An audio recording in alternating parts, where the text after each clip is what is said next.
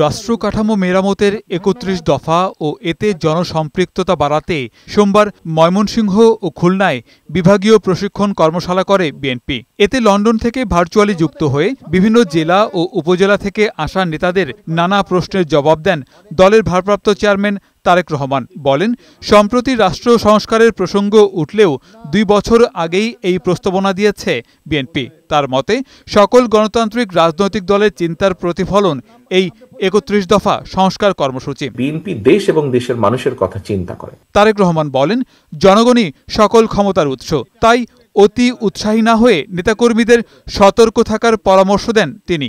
কিছু কিছু সহকর্মীর মধ্যে ঢুকে গেছে এমন একটা ভাব যে আমরা ক্ষমতায় বোধহয় চলে যাচ্ছি বা চলে গিয়েছি। আপনাদের সকলকে আমি অনুরোধ করব, একই সাথে আপনাদের সকলকে আমি দৃঢ়ভাবে বলবো, আমরা ক্ষমতায় যাইনি। আমরা ক্ষমতায় যাব কিনা আমরা জানি না।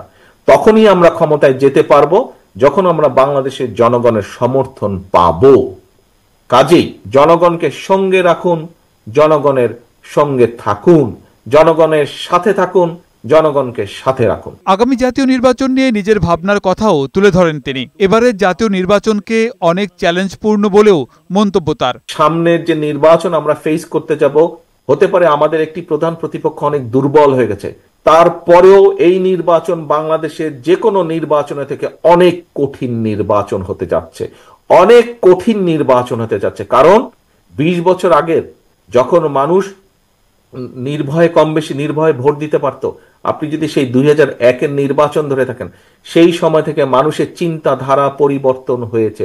এ সময় ঘোষিত ৩১ দফা সংস্কার কর্মসূচি মানুষের ঘরে ঘরে পৌঁছে দিতে তৃণমূলের নেতাকর্মীদের প্রতি আহ্বান জানান বিএনপির ভারপ্রাপ্ত চেয়ারম্যান। গোলাম মোর্শেদ, বৈশাখী সংবাদ, ঢাকা।